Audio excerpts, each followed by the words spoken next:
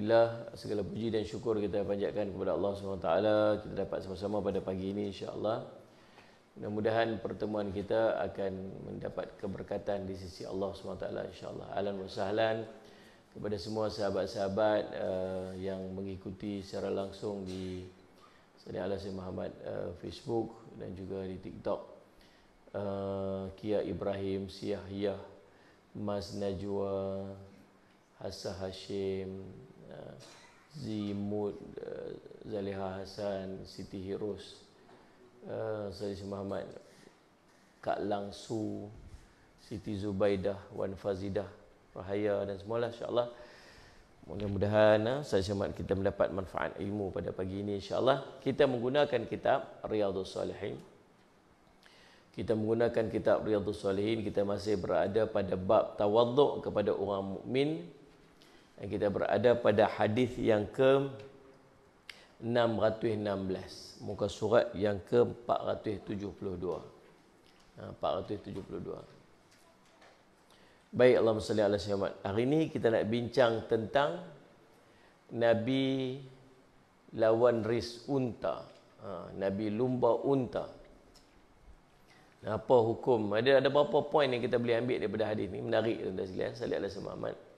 Dan mengubah persepsi kita atas beberapa perkara. Dan mengubah hadis yang nak kita bincang ni akan mengubah persepsi kita atas beberapa perkara. Perkara utamanya atas perkara tawaduk. Tawaduk tu macam mana? Merendah diri itu sebenarnya lagu mana? Yang keduanya bab zuhud. Yang ketiganya bab berperlumbaan, berlumba. Boleh ke tak boleh dalam ni dalam kehidupan kita ni.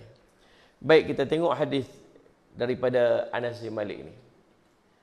Wa an Anas radhiyallahu anhu qala kanat naqatu Rasulillah sallallahu alaihi wasallam al-'azba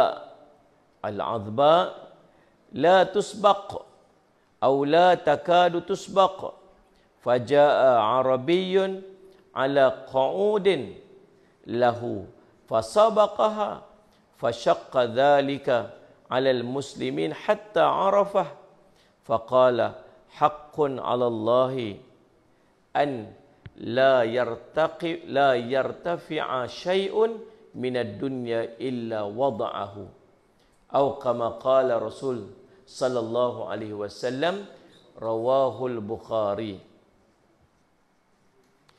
Daripada Anas bin Malik radhiyallahu anhu, sallallahu alaihi wasallam Muhammad,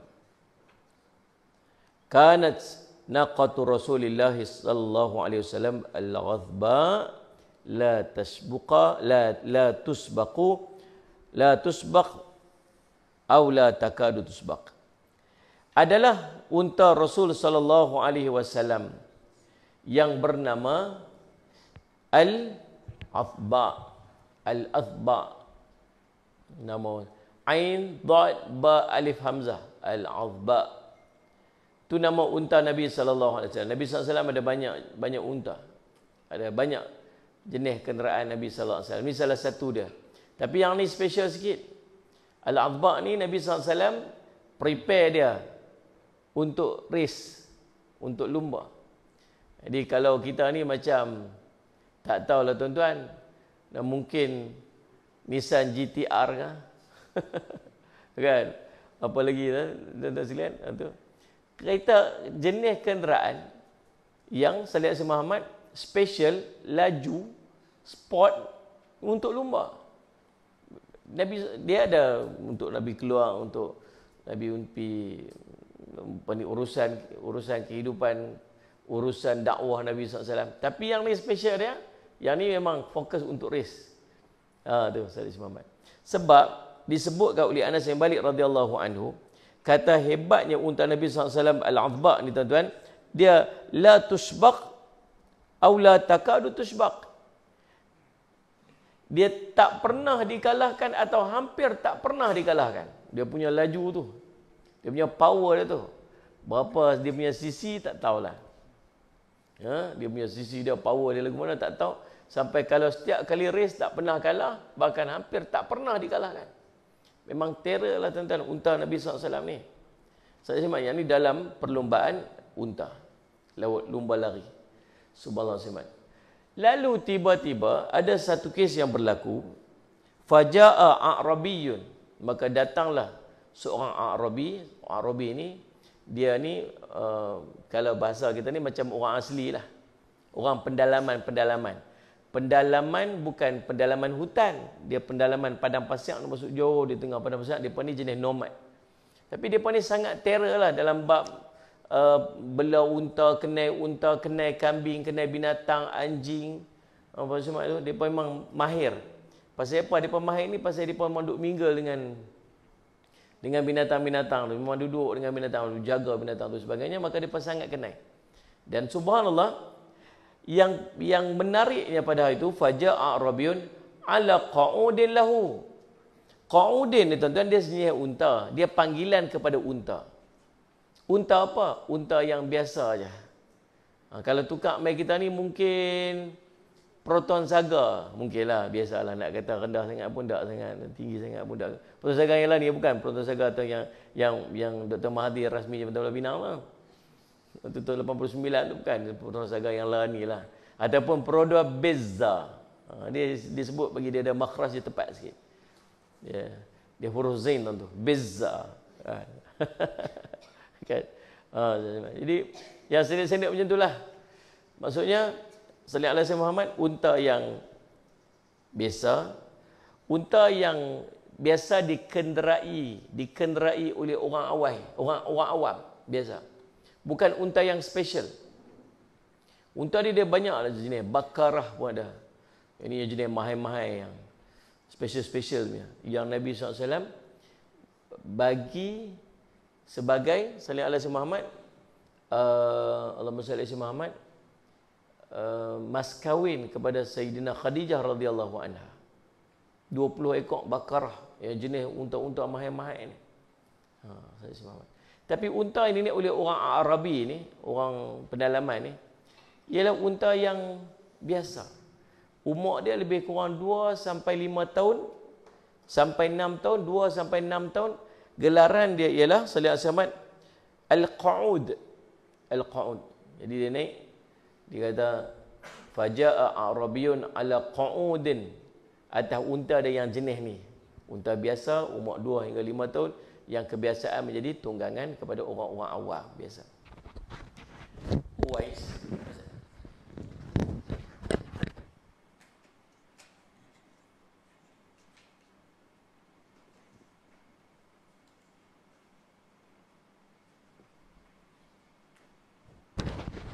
Sallallahu Muhammad. Jadi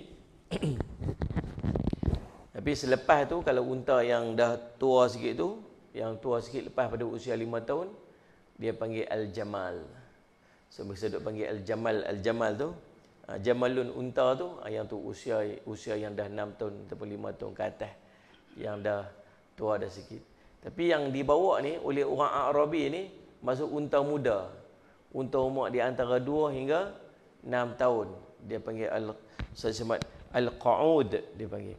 Jadi kita faham dalam cerita tu uniknya bahasa Arab sebenarnya. Unik sangat bahasa Arab. Dia terlalu banyak dia panggil perkataan, kalimat dia. Dia panggil apa dalam bahasa Melayu Dia panggil tu, perkataan tu. Apa bahasa dia panggil? Itulah perkataan-perkataan tu lah. Bahkan jari ni yang ni nama lain, yang ni nama lain. Kita ada satu nama yang sebut jari kan. Yang ni ada nama lain, yang ni nama lain. Mata ni, mata bercelik macam ni nama lain, mata sepit sikit mata lain, mata macam. Ya. Perbendaharaan kata. Dia terlalu banyak bahasa Arab.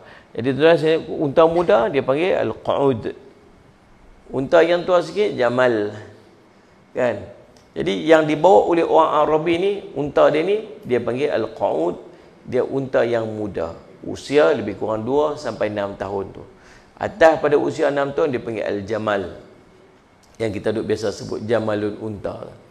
Jadi, sallallahu alaihi wasallam, dan bukan takat tu, bila dia bawa tuan-tuan sekalian mai, sallallahu alaihi Muhammad, dia tunggang unta dia tu, bahkan subhanallah, sallallahu alaihi Muhammad, apa yang berlaku, fasyaqqa dzalika berlaku Muhammad Fasabaqaha, unta yang dibawa oleh A'rabi ini mengalahkan unta Nabi sallallahu alaihi wasallam. Maka apa yang jadi? Fasyaqqa dzalika 'alal muslim hatta arafahu. Maka jadi kecohlah orang-orang muslim belaka ni sallallahu alaihi wasallam Muhammad, jadi beratlah hati kaum muslimin sehingga baginda tahu cerita tersebut. Apa dia tuan saya Muhammad nampak dalam kisah ni, unta milik Nabi SAW ini, subhanallah tuan-tuan sekalian, waktu berlumba, sama ada Nabi SAW bawa unta tu sendiri atau orang lain tolong bawa unta Nabi SAW, orang Arabi ni dah potong unta Nabi SAW dengan unta muda dia tu. Jadi orang mukmin ni rasa tak seronok. Tahu pasal apa? Pasal dia sangat bangga dengan unta Nabi SAW ni. Macam tuan-tuan lah, katalah saya ni, oi Ustaz Jafri dia punya kereta laju lah, tak ada siapa boleh challenge lah, katakan. Kalau pi race tu dia menang je lah, contohlah kan. Tiba-tiba ada orang lain kalah, kita rasa bagaimana? Kita tu lah leceh lah. Jadi jatuhlah standard ustaz tu, contoh kan. Jadi kita ni sangat sayang, contohlah. Apatah lagi para sahabat dengan Nabi SAW ni. Jadi kalau unta Nabi tu kalah tu rasa macam Allah tak patut sungguh lah. Yang kawan ni pun pi lawan dengan dia, siapa suruh apa semua. Yang apa-apa pun buat-buat apa ni, buat-buat kalah sudahlah. Tak salah duduk pi lawan bagi menang. Macam depa main bola dengan saya lah, dia kata hampa main bola dengan ustaz pun. Biar dia menang. Itu saya depa tak heran budak-budak ni pedas gigi kita lagi ada. Ni dia pedas kita tu. Ada geng-geng yang sokong kita ni memang lah, hampa ni apa patutlah, hampa bagi menang sudahlah. Ustaz tak salah duk fikir sangat kan dia. Bagilah dia seronok sikit, nanti dia tak mau main dengan kita dah. Macam tulah lebih kurang kan. Jadi depa dengan para sahabat Nabi SAW dengan Nabi SAW pun macam tulah. Sayang sangat kat unta Nabi, sayang sangat kat Nabi SAW, macam tak patutlah bagi unta Nabi SAW kalah. Tak patutlah Ustaz Jamal, kita ni kenapa semua je kan. Jadi kecoh lah, pakat-pakat duk kata lagu tu. Dan akhirnya tuan-tuan sekalian, sampailah berita ni dekat Nabi SAW. Maka Nabi SAW pun kata apa? Nabi kata, haqqun 'ala Allah alla tafi'a syai'un minad dunya illa wada'ah. Kata Nabi SAW, itu hak Allah lah, itu hak Allah. Yang mana Allah tidak ada sesuatu pun daripada urusan dunia yang tinggi, melainkan dia pasti akan merendahkannya. Apa beberapa pengajaran kita boleh ambil dekat dalam kisah ni? Yang pertamanya tuan-tuan sekalian, salli ala sayyidina Muhammad, kita tengok bahawa Allahumma salli ala sayyidina Muhammad, tidak ada larangan kepada seseorang yang mampu untuk memiliki kenderaan yang mewah, yang hebat, yang sesuai. Bahkan Nabi SAW dalam hal ini, Nabi SAW menggunakan kenderaan yang mewah milik dia untuk berdakwah. Nabi SAW bukan saja-saja pi duk racing unta. Nabi SAW menggunakan apa saja jalan yang ada untuk mendekati masyarakat, supaya masyarakat tak kekok dengan Nabi SAW.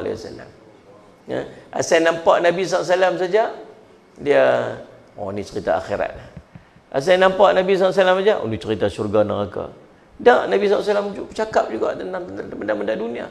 Dia gunakan itu sebagai platform dia untuk menyampaikan dakwah. Faham tak? Ni Nabi SAW nak ajak kat kita. Boleh tak nak pergi join budak-budak naik motor sekali? Pergilah sekali-sekali. Kan? Kita pun beli motor sebiji, Cikgu Mazuki beli Harley Davidson contoh. Lepas tu, pasal apa pergi ni? Kita dengan ikat key kat atas kepala ni. Ni, pakai baju Harley Davidson. Ni, lengan panjang lah, soleh, orang baik. Lengan panjang.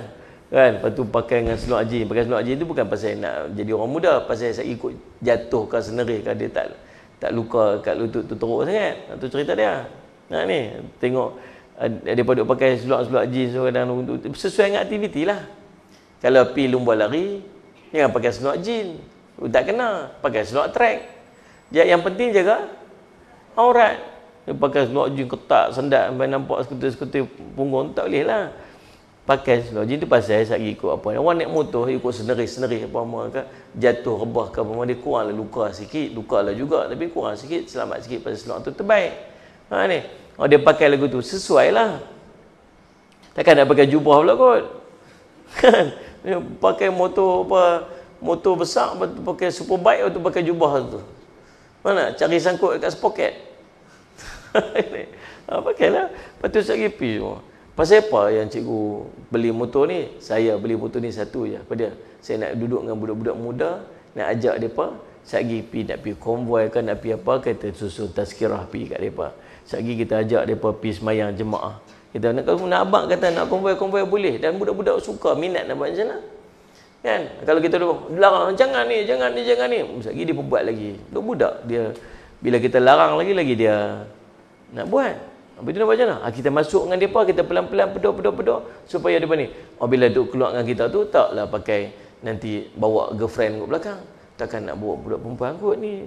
Ustaz duk ada sekali. Takkan ni kita dah bekerja menghalang mereka sikit untuk buat benda-benda yang tak elok. Tengok ni. Lepas tu mereka mula segan-segan nak isap rokok. Kalau nak isap rokok pun duk lari jauh-jauh belakang kat isap tu. Maksud mereka segan dengan kita dah. Dia mula ada benda-benda kikir, buang-buang benda tak elok tu, buang-buang sikit-sikit. Pasal apa? Pasal kita ada.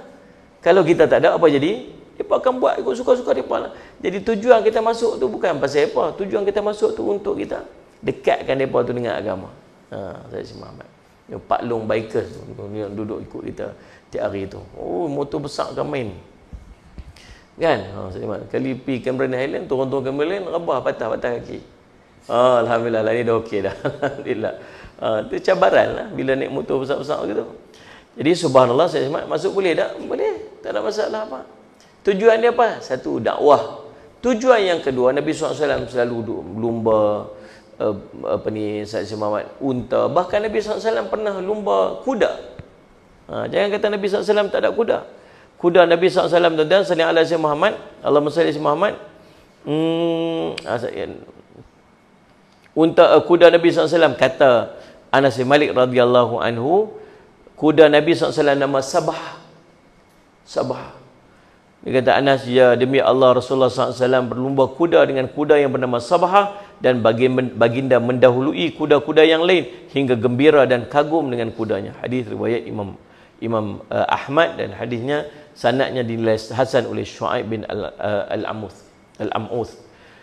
Baik tuan-tuan sekalian. Jadi yang keduanya, tujuan Nabi SAW encourage orang untuk ada kenderaan ataupun unta yang baik ataupun kuda yang baik ni, sampai ajak berlumba ni. Tujuan dia untuk persiapan peperangan. Tak lekeh orang Islam ni. Okey. Anytime nak pergi perang, tu dah kuda-kuda yang hebat ada, unta-unta yang hebat ada. Yang ni akan pergi ke depan. Yang pergi ke depan. Dalam bab dakwah, dalam bab urusan akhirat, tuan-tuan sekalian, tak lekeh orang Islam. Tengok kereta apa yang keluar pergi ke depan tu. Yang nak kena cepat ni, yang nak kena bergerak pantas ni, kan? Said Muhammad. Ni ulama kita ni, nak kena pergi sini, nak pergi sini. Tuan-tuan sekalian, kadang-kadang sampai tak sempat waktu, kejap waktu rumah. Helikopter dia ada. Baru kemas. Tengok tak? Orang-orang yang ada urusan dunia mereka. Yang duk kalut dengan urusan dunia. Pasal apa ni? Nak kena cepat. Pasal apa? Ni sekali ada meeting dekat KL ni. Meeting pasal apa? Macam mana nak dapat 1 juta punya projek. Tengok ni. Akhirnya apa? Naik apa ni? Pindah apa ni? Tuan pindah apa ni? Naik helikopter. Yang asatizah kita, ustaz kita, yang ulama kita, yang bercakap bab akhirat, yang nilai dia lagi hebat tu. Tak usah cerita 1 juta. Yang ustaz-ustaz duk ajak tu masyarakat untuk beramal dengan 2 rakaat sebelum yang subuh tu lebih hebat pada dunia dan segala isi yang dalam ini. Betul ni? Yang nilai syurga tu jauh lagi hebat lagi. Ustaz pun tak pernah naik helikopter tu, rasa lagu mana? Saya pun tak nak naik helikopter. Tak tahu. Betul Sayyid Muhammad. Faham tak? Patutnya dalam bab urusan akhirat ni, inilah keperluan-keperluan yang patut didahulukan orang-orang ni. Nabi SAW ajak itu. Dia ada kenderaan-kenderaan dia yang hebat. Pasal apa? Dia guna dia untuk dakwah, guna dia untuk ajak orang pada agama, guna dia untuk perang, guna dia untuk berhadapan dengan musuh. Maksudnya orang Islam tak lekeh. Bayangkan kalau orang Islam semua ambil pendekatan, orang Islam kena lekeh-lekeh, sudahlah pasal orang Islam. Betul ni? Kena pakai motor Honda Cup. Saya pun tengok ni, Honda bawa keluar Honda Cup yang lama tu. Bawa keluar balik model baru tu, cantik kat. Tapi orang Islam kena naik motor Honda, motor naik EFI, motor apa lekeh-lekeh. Orang Islam semua kena pakai kereta selekeh-lekeh aja, kereta tak usah pakai yang elok tu. Semua orang Islam ni semua kena tak usah fikir sangat dunia mau akhirat. Akhirnya bila sampai satu keperluan untuk keluar, orang Islam semua duduk belakang. Semua lekeh, semua tak ada. Semua faham tak ni? Kita tak boleh nak pergi ke depan. Tapi ingatlah, bukan sebab nak tunjuk kata Sallallahu alaihi Muhammad. Kita kena niat kena betul lah. Niat kena betul lah.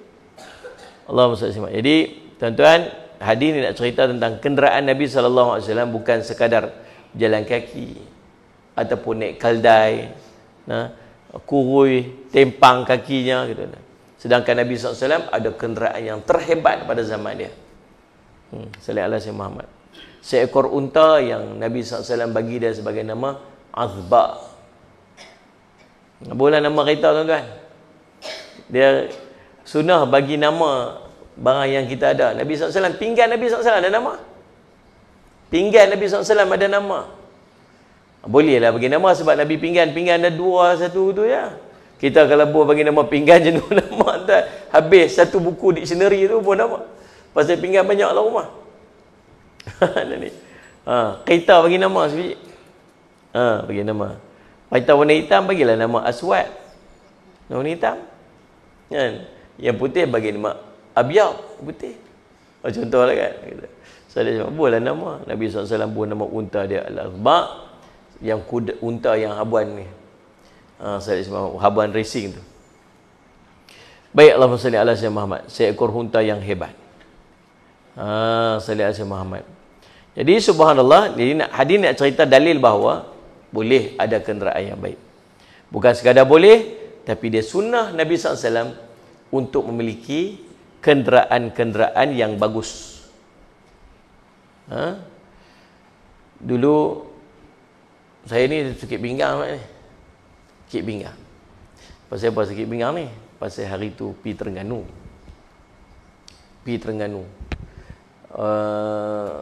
Perjalanan tu waktu pergi tu okey lagi. Sebab kami selepas ceramah di Negeri Sembilan, di Rembau kan. Rembau, lepas tu tengok mula nak pergi naik flight tengok. Tapi kalau naik flight daripada KL pergi ke Kuala Terengganu daripada Kuala Terengganu nak pergi ke tempat tu Pakar tu, tempat Petronas tu 2 jam lagi. So duk kira daripada Melaka 1 jam sampai ke airport 1 jam. Lepas tu kena tunggu dekat sebelum masuk tu 1 jam, dah 2 jam. Naik flight lagi 1 jam, dah 3 jam. Lepas tu sekejap daripada airport pula nak pergi ke Pakar pula lagi 2 jam. Sudah 5 jam tu saja. Lepas tu tengok pula kalau lepas kuliah tu naik Saidina Muhammad naik kereta daripada Rembau tu pergi sana terus, dia 3 jam aja. Okey nak kereta lah 2 jam 50 minit lebih kurang. Kita pun nak kereta pun pederas, okey sampai. Waktu hari nak balik tu, subhanallah, elok nak balik siap, tengok-tengok hujan tak berhenti-berhenti sepanjang-panjang malam. Esok tu banjir. Keluar daripada Pakar tu, daripada Dungun tu, keluar kau ni jalan banjir. Patah balik kau ni banjir. Tutup jalan, tak boleh pergi mana. Kena patah balik naik ke arah tu Kuala Terengganu tu. Lepas tu pusing balik masuk keluar rumah. Sampai sini dekat 10 jam lebih. Orang nak sampai. Dah 10 jam. 10 jam atas kereta tuan. Sakit pinggang. Tu cara kereta tu. Sakit ni. Doktor kata dia pressure dekat kita punya ni kita muscle kita ni tu sakit. Tu hari ni duk kira nak kena buat fisioterapi pula. Kan sakit. Tu letak ni kat pinggang. Tok guru saya, Said Muhammad, hari tu dia beli kereta Camry. Dia beli, orang kata macam-macam lah. Waktu tu Camry kira mahal lah waktu tu. Tahun 2002, 2003 tu dia beli Camry. Lepas tu 100,000 lebih harga dia. Lepas tu orang kata macam-macam. Orang kata fitnah. Orang fitnah dia. Ustaz dah mula Said Muhammad kelabu mata lah. Ustaz dunia lah, penonggak agama lah, ni lah macam-macam orang kata dia. Dia explain kat saya. Dia kata, saya beli. Tahu pasal apa saya beli kereta Camry ni? Saya beli ni sebab Tok Guru Ni Aziz suruh beli. Waktu tu Tok Guru Ni Aziz duduk lagi. Dia kata Tok Aziz, dia kata hantar naik apa, kereta apa. Waktu tu dia naik kereta apa, Wira ke apa. Dia kata hantar beli kereta mahal sikit. Pasal apa? Pasal orang nak pakai hantar tu lama. Dah, jangan jadi macam saya. Saya dah sakit dah ni. Pasal apa? Pasal nak zuhud sangat takut orang kata waktu tu. Nak tunjuk zuhud pasal orang duk kata. So nak pakai kereta tu pasal kita naik kereta mahal sikit orang kata. Padahal kita sakit. Tak nak. Saya pernah pakai tongkat tu pasal enjin. Pasal kita terpaksa bergerak lama dalam posisi yang lama. Memang kena ada keselesaan. Bukan sebab nak mewah, tak. Bukan sebab nak tunjuk ke orang, tak. Nak kena selesa. Pasal kita sampai lagi nak kena pergi ceramah pula, saya nak kuliah pula, saya nak berjalan. Saya ingat banyak masa tu duduk atas kereta je, atas kenderaan. Tu kena faham pasal apa. Bukan sebab nak tunjuk, bukan sebab nak megah, bukan sebab nak tunjuk ke orang, nak mewah. Tak, pasal terpaksa macam tu. Kalau boleh kita pun tak mau nak banyak mahal-mahal banyak-banyak gitu. Kan? Gitu. Tu kena faham jangan duk fitnah. Jangan duk fitnah tutup guru kesian kat depa. Saya Samad dulu ada seorang ustaz lah dekat satu negeri ni. Kalau saya sebut spesifik boleh bayang, boleh faham, jadi saya tak sebut lah. Ustaz, dia ulama lah, tak ulama lah. Ni orang panggil dia Tuan Guru Saleh Muhammad. Dia menang pilihan raya. Satu-satunya wakil pilihan raya dulu yang dia menang. Jadi subhanallah, saya Muhammad, dan dia ustaz lah. Dia memang orang alim, orang soleh, orang baik. Tu anak-anak dia pun pekat-pekat support dia lah. Lalu subhanallah kan, saya Muhammad, mereka beli kat dia Mercedes biji, Mercedes lama. Murah je. Harga lebih kurang 18,000 Mercedes lama. Tapi nama Mercedes lah. Kan? Mercedes ni walaupun dia tua, tapi dia selesa. Ya. Pakailah Mercedes tu. Bila orang pakai Mercedes tu tuan-tuan, bila pakai orang pekat kata, tengok jadi YB dah pakai Mercedes. Padahal 18,000 je harga dia. Oh, dah pakai Mercedes dah jadi YB ni pakai Mercedes dah. Ya dah saya semai. Lah yang tu dia mampu nak selesa tapi duit tak ada. Akhirnya beli kereta tu. Tapi kerja rosak, kerja repair je. Sesat repair je rosak. Dah orang duk kata sangat, tak anak dia beli, anak dia tolong beli. Nah, ayah payah sangat orang duk kata ayah pakai Mercedes, kami beli Toyota kat ayah Camry. Harga 180,000. Yang tadi 18,000. Yang ni 180 beli kat dia. Orang tak kata dah. Pasal apa? Ustaz dah zuhud pakai Toyota. Kalau kira nilai yang ni murah, yang ni mahal, tapi mulut orang selalu tu lah kan. Dia kata baguslah ni yang baru sedap sikit. Kata nak jadi orang besar-besar ni jangan duk tunjuk sangat. Jual kereta Mercedes tu. Lah ni pakai Toyota lega. Dia mesti okey nak kereta Toyota. Subhanallah, macam-macam orang. Baik, tuan-tuan sallallahu alaihi wasallam, itu cerita dia. Nabi SAW sebut, tuan-tuan boleh buat catatan, sallallahu alaihi wasallam, Nabi sebut tentang 4 perkara kebahagiaan seorang mukmin. Sebuah hadis Nabi SAW, hadis Ibnu Hibban, sallallahu alaihi wasallam, kata Nabi SAW, 4 perkara termasuk kebahagiaan seorang mukmin. Yang pertama, wanita yang salihah, isteri yang salihah. Ini bawa bahagia pada orang mukmin. Yang keduanya, sallallahu alaihi wasallam, rumah yang luas. Ini kebahagiaan kepada orang mukmin. Rumah bagi selesa, maka dia bahagia. Tapi ingatlah, luas rumah ni bukan pada saiz, luas rumah ni pada hati. Tidak ni. Kalau hati rasa sempit, rumah hati sempit lah. Kalau hati rasa luas, rumah hati luas lah. Bukan saiz tu, hati. Tapi luas. Tapi kalau sempit macam kandar tu, ni beralih pun tak boleh, tu memang tak selesa sungguh lah. Selesa. Anak-anak kita nak duduk ambil.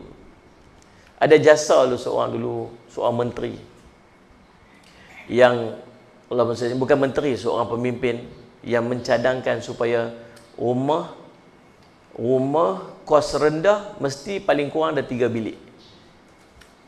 Dia berlaku pada tahun 19 Allahumma salli ala sayyidina Muhammad 98 atau 99. Waktu tu undang-undang keluar, rumah kos rendah mesti ada 3 bilik. Yang sebelumnya rumah kos rendah 2 bilik dan ada yang rumah kos rendah yang 1 bilik. Ingat tak? Waktu ada flat-flat yang lama-lama dulu ni, sampai lah ni pun 1 bilik aja rumah. Oh, saya pernah duduk sewa dulu dekat Pulau Pinang tu, waktu saya jadi cikgu tu, duduk rumah Saleh Muhammad, flat sewa, rumah sebilik je. Tu rumah kos rendah dan medium cost, daripada low cost medium low cost apartment. Dia ada low cost apartment, medium low cost apartment. Dia medium tapi dia cenderung kepada low cost. Harga murah yang dijual dulu kan. Satu bilik lah. Berselerak anak perempuan, anak lelaki. Lepas tu ada seorang ni, dia cadangkan supaya semua rumah kos rendah dan rumah medium kos rendah mesti paling kurang ada 3 bilik. Satu bilik untuk mak ayah, satu bilik untuk anak lelaki, satu bilik anak perempuan. Lepas tu sampai ke hari ni. Tahniah, dia dapat pahala banyak. Pahala banyak dia dapat sampai ke hari ni. Saya tak tahu siapa orang tu, lupa, tak ingat. Tuan-tuan sekalian Muhammad. Maka tuan-tuan sekalian Muhammad, rumah yang selesa. Yang ketiga, yang bawa kepada kebahagiaan orang mukmin, iaitulah tuan-tuan, jiran tetangga yang baik. Jiran tetangga yang baik. Sebab tu kalau nak beli rumah, tengok jiran dulu siapa. Nak beli rumah, tengok dulu, survey dulu, tengok jiran kita sebelah rumah kita siapa. Tengok dia. Macam kita nak tahu baik kita baik, kita boleh observe lah, tengok dia tu orang Islam ke, orang bukan Islam ke, dia tu kerja apa, orang kat situ ni, masyarakat situ kerja apa. Tak ni, Saudara Muhammad, so kita boleh nilai tempat tu, tanya orang tempat-tempat kat sini ni lagu mana. Sekali duduk tidur tu, sekali duduk kat situ tu, duduk pendam perasaan aja. Duduk terbungkal lah rumah. Nak keluar sekali macam tu, sekali berkeling orang tu, sekali berkeling orang ni, tak syok kan nak buat apa. Kita duduk kat sini ni semua jiran baik dah ni. Orang mengaji belakang dah. Kan? Orang baik ni, orang pergi sembahyang sunat, orang sembahyang jemaah. Kira baik dah ni. Walaupun mulut kadang-kadang boleh tahan juga. Kan? Mulut manusia lagu mana, tapi baik sangat dah tu. Baik sangat dah tu. Alhamdulillah. Tak ada dah nak cari baik lagu kita ni kat sini ni. Alhamdulillah. Ni cakap ikhlas ni. Bukan perli, tak. Tak perli. Baik dah tu. Amin. Sungguh. Saya duduk jual Allahumma salli ala Muhammad dekat perkampungan Faizin Bil kita di Melaka tu. Semua yang beli rumah tu semua orang mengaji belakang. Yalah dia beli rumah dalam madrasah kan. Semua ni orang mengaji lah. Orang mengaji ni paling tidak dia dapatlah ilmu sikit, dia tahulah nak benda mana nak buat, tak buat, benda boleh buat, benda tak boleh buat kan, betul lah. Baik, yang berikutnya Saudara Muhammad, yang keempat ialah kenderaan yang selesa. Kenderaan yang selesa. So empat benda ni dia unsur kebahagiaan seorang mukmin. Isteri yang salihah atau pasangan hidup yang baik. Yang kedua, Saudara Muhammad pada tadi, tuan-tuan, Saudara Muhammad, kediaman yang selesa, kediaman yang luas, jiran tetangga yang baik dan kenderaan yang selesa. Saya cuma tuan. Jadi tu. Dan empat perkara yang termasuk dalam unsur penderitaan seseorang. Empat perkara yang saya lihat unsur ke penderitaan seseorang tu. Apa dia? Yang pertamanya saya lihat Muhammad jiran tetangga yang tercela. Jiran tetangga yang tercela, memperangai buruk, jahat. Nabi SAW ada seorang, Nabi SAW tanya, Rasulullah, ada seorang wanita ni, dia ni semayang tiap-tiap malam, qiyamul lail tak pernah tinggal, puasa tiap-tiap hari, tapi mulut dia suka menyakiti jiran dia. Nah, kata Nabi SAW apa? Dia daripada ahli neraka. Padahal semayang qiyamul lail tiap malam, bukan semayang fardu je, qiyamul lail tiap malam, puasa tiap hari, tapi mulut tak boleh tahan. Mulut dia, tak ada insurans takaful punya. Subhanallah. Saya semak. Yang keduanya tuan-tuan, Sayyidina Allah Muhammad, seorang ni kata, seorang ni mayang fardu aja, puasa pun yang wajib je, tapi jiran dia selamat dengan lidah dia. Maka Nabi SAW sebut apa? Dia daripada ahli syurga. Dia tentang tu ya. Mana ni? Nombor satu, benda yang dicela ni apa? Jiran tetangga yang tercela. Yang kedua, wanita ataupun isteri yang tercela. Ini buruk akhlak dia. Ini pun Salih Ahmad duduk pada dia panggil Salih Ahmad penderitaan seseorang. Tukar pada kita ni pasangan hidup lah. Kadang-kadang isteri dapat suami macam tu, suami dapat isteri macam tu. Yang ketiganya, Salih Muhammad, tempat kediaman yang sempit dan kenderaan yang tercela, masuk kenderaan yang bagi dia banyak masalah. Ini empat benda. Rupanya tuan-tuan, kenderaan yang selesa ni juga termasuk dalam benda yang membawa kepada ketenangan, bawa kepada sallallahu alaihi Muhammad kebahagiaan seseorang. Tengok pada keperluan lah tuan-tuan. Tuan-tuan duduk dalam madrasah ni saja, apa Ustaz saya duduk kat alam ni ya. Takat tu pun cukup dah tu. Abang kami pergi beli roti canai pagi-pagi. Wah ni, bro pizza tu ni. Lagi bro balik main kat sini. Nak pergi main Jumaat, bro pergi main Jumaat. Ayo balik tu. Cukup dah Ustaz tu. Lega dah kami tu. Tak ada fikir hutang-hutang apa, kereta pun tak lagi masalah apa. Alhamdulillah cukup Ustaz. Oh cukuplah kat dia. Dia rasa selesa. Okey dah kat dia. Kita ni kadang-kadang anak sampai 9 orang. Lepas tu, tak apalah Ustaz, ada duit sayang. Ustaz nak belanja duit ni pakai MyV dah lah. 9 orang tu anak. Pakai tu. Masuk sumbat. Tak ni. Berhenti di jalan tu, keluar seorang. Orang tengah tengok. Tak celah mana tak ni. Celah break ada seorang. Celah gear ada seorang. Dalam poket kursi belakang tu pun ada 2 orang sebelah-sebelah. Kata, duduklah bersempit ke tu, mau kelil lah kita wawik-wawik tu. Aduh, tu yang dia bawa derah. Tu panggil king. Pasal aduh, subhanallah. Tu. Jadi subhanallah saya tuan. Jadi yang kedua hukum berlumba. Jadi hadis di atas juga menjadi dalil bahawa dibolehkan pertandingan berlumba antara kenderaan yang ada.